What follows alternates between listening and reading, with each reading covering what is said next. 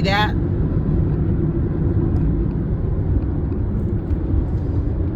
It's water.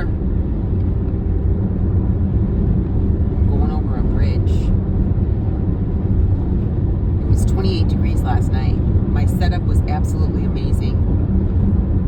I'm really proud of myself. I'm proud of the resilience that this experience has pulled out of me. There's a level of confidence that knowing that God is with you that makes you walk in a different way.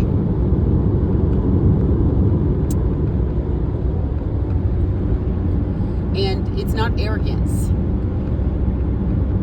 It is, how can I explain it? If you've ever seen a child who was well cared for, a child that was highly wanted, you'll notice the level of support that they have. And there are two ways children can fare when that happens. They can either be spoiled brats, or they can become highly adventurous. And the ones that become highly adventurous, the reason that I suggest that happens is because they are confident that there's someone that's got their back.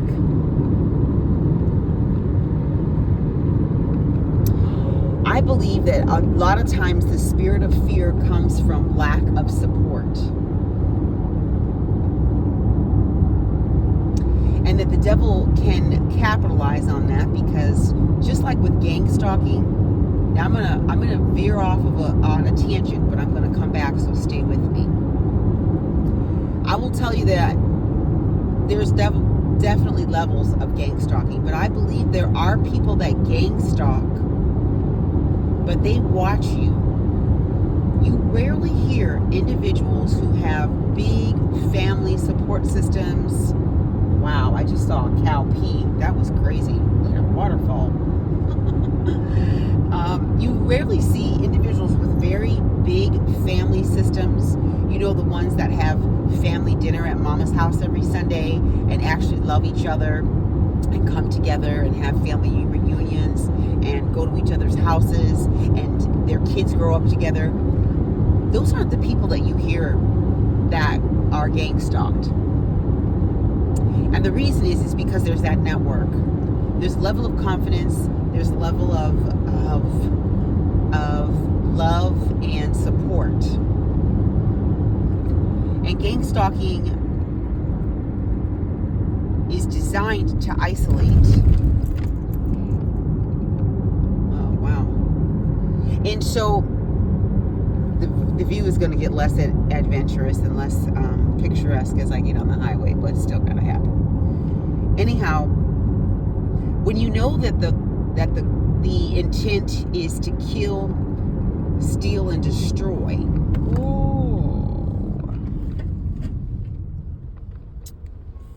when the intent is to kill, steal, and destroy, isolation is part of that destroying. It's difficult to isolate someone who's part of a very strong group. Tell me if that resonates with you. So now let me go back.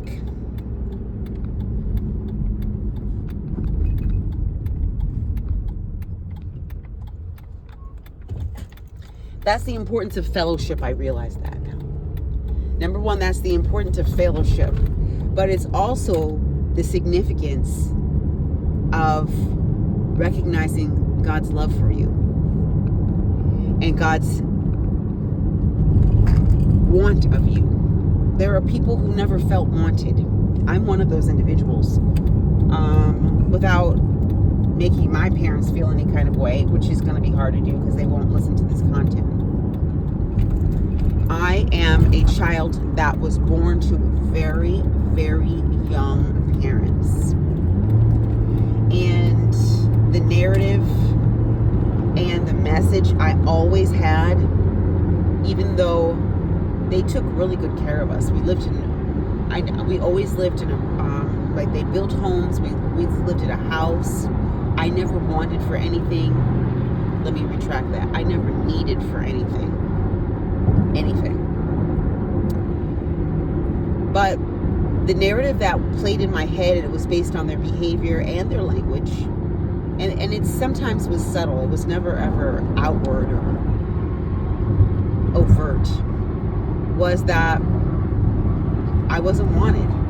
And that's a reality.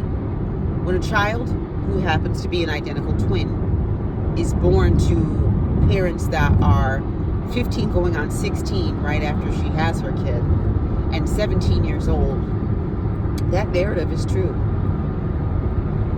I wasn't wanted. She didn't want to be a mother. And though she went on to have other children, at 53 years old, I've learned she still never wanted to be a mother. And that message came across. Now, this isn't about trashing my parents. There are many, many, many people in the world who have that exact same narrative. Here's what being in the country looks like. Uneventful. Many, many people who are born with that same narrative to parents who didn't want to be parents. And while they did a good job, they didn't want to, and they acted like it. And that's the message their children have gotten.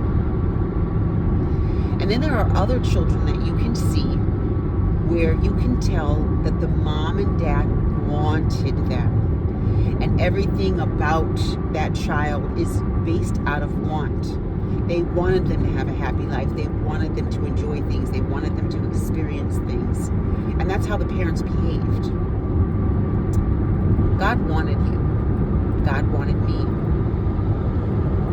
And that's what helped me to overcome this spirit of abandonment, because I've always felt emotionally abandoned. I was emotionally abandoned. I was the oldest, and so I kind of functioned like childcare.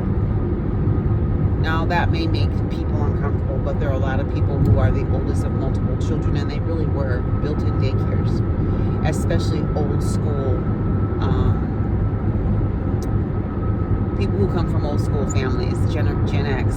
That was a role. Every able-bodied person contributed to the household, and my contribution was to look after and keep after my siblings.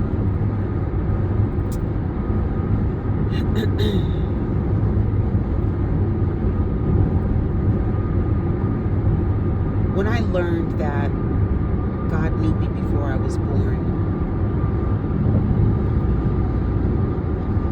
it gave me the message that not only did he know me before I was born, but that he also was expecting me. He had plans for me. And I've seen it so many times. God has a plan for you. And so what does that mean? Not only were you wanted, you were anticipated and even celebrated. That does something for my heart. That does something for that little girl in me who felt utilitarian in function. I hope it does something for you. I hope that it helps you to recognize something that is very true. I don't say it because the goal is to pacify, but it is to speak a truth that you need to understand and recognize. God wanted you. He wants you. He loves you. And you want to know what?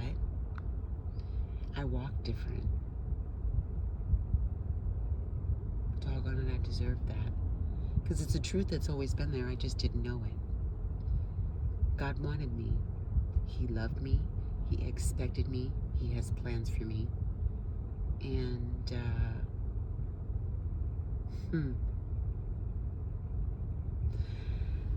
that's a confidence that just cannot be shaken.